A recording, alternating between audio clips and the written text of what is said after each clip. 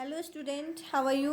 Hope you guys are fine. Today we are start with the chapter 9 and the line in agriculture and livestock यानी कृषि and पशुपालन। इस chapter में हम लोग खेती बाड़ी और पशुपालन के बारे में जानेंगे। So let's start. India is the mainly and agricultural country. हमारा जो भारत देश है वो मुख्य तौर पर कैसा देश है? एग्रीकल्चर यानी कृषक देश है। ठीक है। Agriculture is the occupation of 2/3 of Indian population. हमारे भारत की आबादी का जो 2/3 हिस्सा है वहाँ पर किसका अधिपत्य है? कृषि का, यानी वहाँ मुख्य तौर पर खेती बाड़ी की जाती है। It is the main source of income for people living in India. वैसे लोग जो भारत के गाँव में रहते हैं उनके जो मुख्य स्रोत है पैसों का यानी इनकम का, वो क्या है? एग्रीकल्चर यानी खेती बाड़ी ही है। Agriculture gives us food and also provide raw materials like textiles, sugar, oil and jute for many industries. Agriculture जो है वो हमें देता है रॉ मटेरियल, जैसे टेक्सटाइल हो गया, शुगर हो गया, ऑयल हो गया, जूट, ये सब हमें प्रोवाइड कराता है। किसके लिए? इंडस्ट्री यानी उद्योग के लिए। इसके अलावा ये हमें फूड यानी अनाज भी प्रोवाइड कराता है। ठीक है। अब हम लोग पढ़ेंगे आगे। India has a favourite climate for growing crops. हमारे देश के पास अनुकूल वातावरण है खेती बाड़ी करने के लिए। सूटेबल टेम्परेचर यानी सामान्य तापमान, water supply, good quality of food यानी अच्छी क्वालिटी के जो बीज है वो, मैनर, खाद एंड लेबर जो श्रम है यानी जो श्रमिक है जो खेती बाड़ी करते हैं, ये सब जो बेसिक रिक्वायरमेंट जैसे कि are the basic requirement for farming. हमारे देश में सूटेबल वातावरण भी है यानी अच्छा तापमान भी है, वाटर सप्लाई भी है, गुड क्वालिटी ऑफ सीड्स भी है, मैनर यानी खाद भी है, लेबर यानी श्रमिक जो खेती बाड़ी करते हैं। वैसे ये जो बेसिक रिक्वायरमेंट यानी जो सामान्य जो सामग्री है वो सब उपयुक्त है खेती करने के लिए। किसमें? हमारे देश में। अब आगे पढ़ेंगे। Farmers in India grow a wide variety of both food and cash crop. हमारे देश के जो किसान हैं वो बड़े पैमाने पर अनाज, फूड एंड कैश क्रॉप्स यानी नकदी फसल है उसको उगाते हैं। अब आगे पढ़ेंगे। Summer and winter are 2 main agriculture season in India. भारत में 2 मेन एग्रीकल्चर यानी कृषक सीजन है यानी ऋतु है और वो कौन कौन है? समर एंड विंटर, गर्मियों और सर्दियों का दिन। The crops that grow in these seasons are known as kharif and rabi respectively. यानी ऐसे इन 2 मौसमों में जो खेती बाड़ी की जाती है उसे 2 नाम से जाना जाता है। पहला हो गया खरीफ एंड दूसरा हो गया रबी। अब आगे हम पढ़ेंगे फूड क्रॉप्स के बारे में। The major food crops are rice, wheat, millets, pulses and maize. हमारे देश का जो मेन फूड क्रॉप्स है वो कौन कौन है? राइस हो गया, व्हीट हो गया, मिल्स यानी बाजरा हो गया, पल्सेस दाल हो गया एंड मेज। Okay.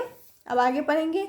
Rice and wheat are our staple food crops. जो राइस एंड व्हीट है वो हमारा कौन सा क्रॉप्स है? स्टेबल फूड क्रॉप्स है। ठीक है। Rice grow well in places where good amount of water is available and climate is hot. जो चावल की खेती ऐसी जगहों पर की जाती है जहाँ पर अच्छे मात्रा में हमें पानी मिले और वहाँ का जो क्लाइमेट यानी जो वातावरण है वो क्या हो? गर्म हो। ठीक है। ऐसी जगहों पर किसकी खेती की जाती है? चावल की खेती की जाती है। अब आगे पढ़ेंगे। It is the grown is almost all the states but the main rice growing areas are Punjab, Haryana, West Bengal, Assam, Jharkhand, Bihar, Andhra Pradesh, Tamil Nadu and Kerala. वैसे तो चावल की खेती लगभग सभी राज्यों में की जाती है, लेकिन जो कुछ ऐसे मेन राज्य हैं जहाँ पर चावल की खेती अच्छे मात्रा में की जाती है और वो कौन कौन है? तो वो हो गया पंजाब, हरियाणा, वेस्ट बंगाल, आसाम, झारखंड, बिहार, आंध्र प्रदेश, तमिलनाडु एंड केरला। ऐसे जगहों पर मुख्य तौर पर अधिक मात्रा में चावल की खेती की जाती है। अब आएंगे हम लोग वेट यानी गेहूं के बारे में जानेंगे। Wheat and some of pulses need moderate water supply and cooler condition. जो हमारे वेट है यानी गेहूं है और कुछ दाल है उसी और इनकी खेती ऐसा को जगहों पे की जाती है यानी इनको खेती करने के लिए मॉडरेट वाटर सप्लाई की ज़रूरत पड़ती है एंड कूलर कंडीशन यानी ठंडे मतलब ठंडी जगहों पर इसकी खेती की जाती है। यहाँ पर जहाँ का कंडीशन कूलर हो यानी ठंडा हो। ओके, अब आगे पढ़ेंगे। Wheat is a winter crop. जो हमारे गेहूं है वो सर्दियों का फसल है।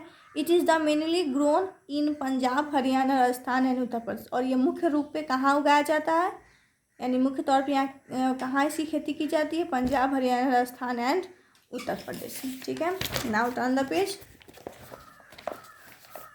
अब आएंगे मिल्स यानी बाजरा के बारे में जानेंगे। Millets are known as dry crops. जो हमारे बाजरा है मिल्स है उन्हें किस नाम से जाना जाता है? सूखे फसल के नाम से जाना जाता है। ठीक है, अब आगे पढ़ेंगे।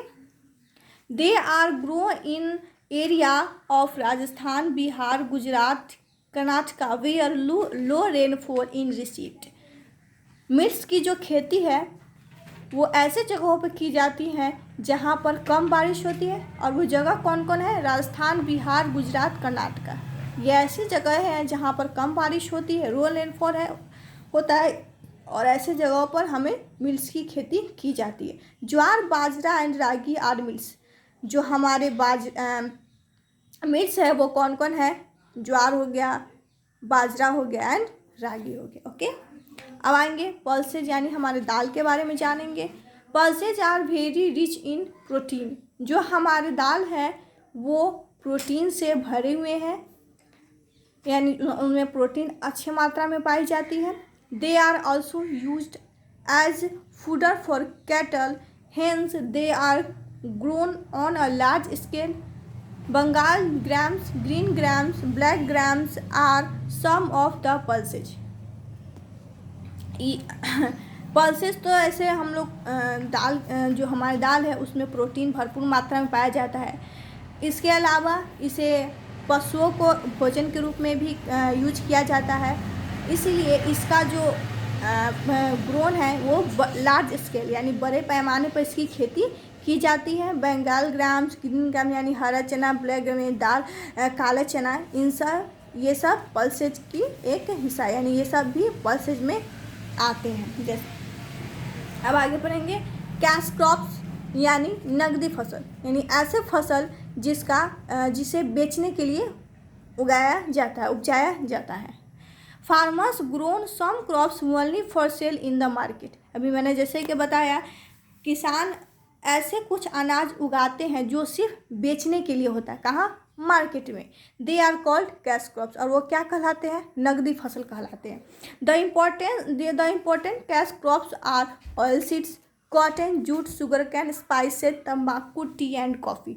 जो हमारे महत्वपूर्ण कैश क्रॉप्स है वो कौन कौन है? ऑयल सीड हो गया यानी तेल वाले बीज, कॉटन हो गया, जूट हो गया, शुगर कैन, स्पाइसेस मसाले हो गया, तंबाकू हो गया, कॉफ़ी एंड टी यानी चाय। ये सब हमारे कैश क्रॉप्स हैं जिसे किसान उगाते हैं मार्केट में सेल करने के लिए यानी बेचने के लिए। अब आएंगे सबसे पहले हम लोग जानेंगे ऑयल सीड्स यानी तेल वाले बीज। Oil seeds include ground nuts, sesame, mustard, castor seed, dry coconut और कोबरा, सनफ्लावर एंड लिंसेट।